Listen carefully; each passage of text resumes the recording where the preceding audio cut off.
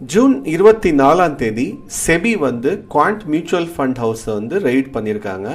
முக்கியமாக வந்து front running அப்படின்னு ஒரு மோசடி நடந்ததா சொல்கிறாங்க. நம்ம முதலீட்டுக்கு ஏதாவது இதனால ஆபத்து இருக்கா, நம்ம எஸ்ஐபி பண்ணிட்டு இருக்கோம்னா அதை நிறுத்தணுமா, நம்ம என்ன பண்ணணும் அப்படிங்கிறத இன்னைக்கு பார்க்கலாம். வாங்க பார்க்கலாம். சந்தீப் டண்டன் அப்படிங்கிறவர் வந்து 2017 வந்து செபிகிட்டேருந்து லைசன்ஸ் வாங்கி குவாண்ட் மியூச்சுவல் ஃபண்ட் ஹவுஸை ஸ்டார்ட் பண்ணார். இதோட வளர்ச்சி பார்த்தீங்கன்னா ரொம்ப அபரிமிதமாக இருந்தது. ஏன்னா 2019 90லேருந்து 100 கோடி தான் அதோட டோட்டல் சைஸ் இருந்தது. இது பார்த்தீங்கன்னா இன்னைக்கு வந்து 90,000 கோடி, அதாவது 1000 மடங்கு வளர்ச்சி அடைஞ்சிருக்கு 5 வருஷத்தில்.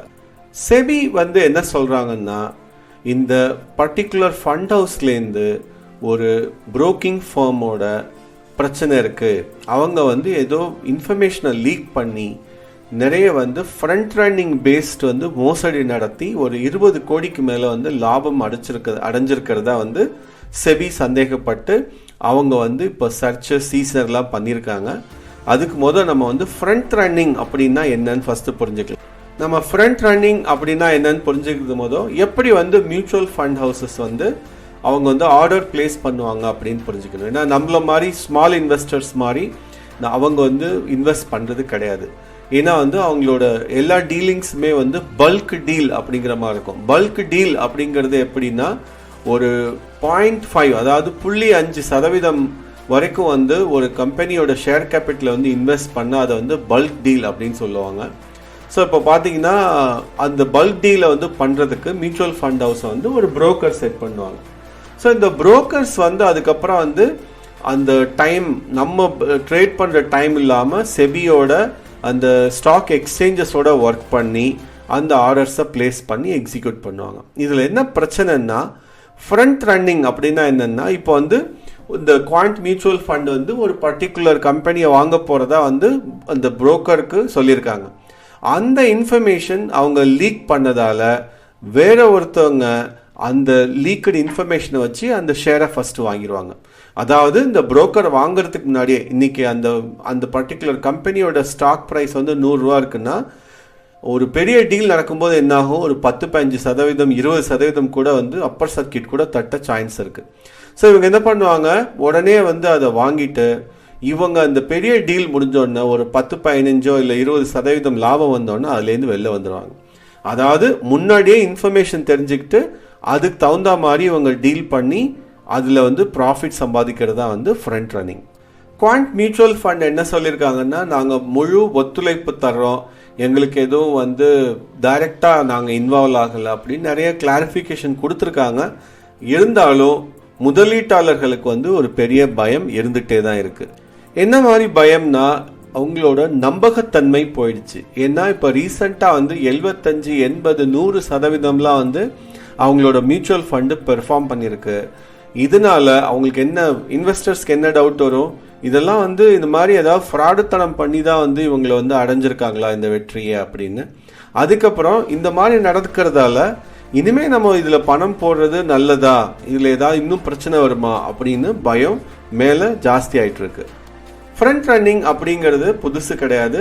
இதுக்கு வந்து வீரேஷ் ஜோஷி அப்படிங்கிறவர் வந்து ஆக்சஸ் மியூச்சுவல் ஃபண்ட் மேனேஜர், அவர் இதே மாதிரி ஒரு பிரச்சனையெல்லாம் மாட்டிக்கிட்டாரு. கிட்டத்தட்ட 20 என்டிட்டி அவரோட லிங்க் ஆயிருந்தது. அவங்க வந்து ஒரு 30க்கு மேலே கோடிக்கு வந்து இது மாதிரி ஃப்ராடுத்தனம் பண்ணியிருந்தாங்க. அவங்க மாட்டிக்கிட்டாங்க. செபி சீரியஸாக ஆக்ஷன் எடுத்தாங்க. என்னை பொறுத்த வரைக்கும் நம்ம கவனிக்க வேண்டிய ரொம்ப முக்கியமான விஷயம் என்னென்னா, இந்த குவாண்ட் மியூச்சுவல் ஃபண்ட் வந்து ஒரு 14 கம்பெனியில் வந்து இவங்க மட்டும்தான், வேற எந்த மியூச்சுவல் ஃபண்டும் இன்வெஸ்ட் பண்ணல. இந்த 14 கம்பெனிகளில் வந்து இவங்க மட்டும்தான் இன்வெஸ்ட் பண்ணியிருக்காங்க. ஸோ இந்த டீட்டெயில்ஸ் வந்து இந்த ஸ்க்ரீனில் நீங்கள் பார்க்குறீங்க. சென்ச்சுரா, ரசல், லான்சர் இதெல்லாம் வந்து ரொம்ப ஜாஸ்தி இன்வெஸ்ட்மெண்ட்ஸ் வந்து குவாண்ட்லேருந்து பண்ணியிருக்காங்க. ஸோ இதெல்லாம் வந்து நீங்கள் தனிப்பட்ட முறையில் இன்வெஸ்ட் பண்ணியிருந்தீங்கன்னா நிச்சயமாக ஒரு சில இம்பேக்ட் இருக்க சான்ஸ் இருக்குது. ஸோ நீங்கள் இந்த 14 கம்பெனியில் இன்வெஸ்ட் பண்ணிங்கன்னா கொஞ்சம் கேர்ஃபுல்லாக இருங்க. ஏன்னா வந்து இது செபி ஆக்ஷன் ப்ளஸ் வந்து வித்ட்ராயல், ரிடம்ஷன் இதெல்லாம் நடக்கும்போது இதெல்லாம் ரொம்ப கீழே போக சான்ஸ் இருக்குது. அது மட்டும் இல்லாமல் இந்த கம்பெனிகள் தான் வந்து இந்த ஃப்ரண்ட் ரன்னிங் ஆக்டிவிட்டீஸ் நடக்கும்போது வாங்கினாங்களான்னு தெரியல. அந்த டீட்டெயில்ஸ்லாம் நமக்கு இனிமே தான் தெரிய வரும். இருந்தாலும் பர்டிகுலராக நம்ம இன்வெஸ்ட் பண்ணியிருந்தோம்னா கொஞ்சம் கேர்ஃபுல்லாக இருக்கிறது நல்லது. ஒரு சிறிய மியூச்சுவல் ஃபண்ட் இன்வெஸ்டராக இருக்கிற நம்ம என்ன பண்ணணும்? உடனே பேனிக் ஆகி அதாவது பயந்து எல்லாத்தையும் விற்கணுமா, எஸ்ஐபியை நிறுத்தணுமா அப்படின்னு கேட்டால் தேவையே இல்லை. இதை பற்றி விஷயங்களை என்ன நடக்குது, குவாண்ட்டுக்குள்ளே உள்ள மியூச்சுவல் ஃபண்ட் அதாவது ஆக்டிவ் ஃபண்ட் அப்புறம் ஸ்மால் கேப் ஃபண்ட் இதெல்லாம் என்ன நடக்குது, அவங்களோட டைரக்ஷன் என்ன, அப்புறம் நிச்சயமாக செபி இதுக்கெல்லாம் ஒரு நல்ல ஆக்ஷன் எடுப்பாங்க அப்படிங்கிறதா உண்மை. அதனால ஃபியூச்சரிஸ்டிக்காக பார்த்தீங்கன்னா நீண்ட காலத்துக்கு பெரிய பிரச்சனைகள் இருக்காது. சிறிய டைமுக்கு என்ன ஆகும்னா இந்த மாதிரி முதவே பார்த்தா 1400 கோடி வரைக்கும் நிறைய பேர் ரிடீம் பண்ணியிருக்காங்க, அதாவது மியூச்சுவல் ஃபண்ட்லேருந்து வெளியில் போயிருக்காங்க. அதனால என்ன ஆகும், அதோட என்ஏவி கம்மியாகும்.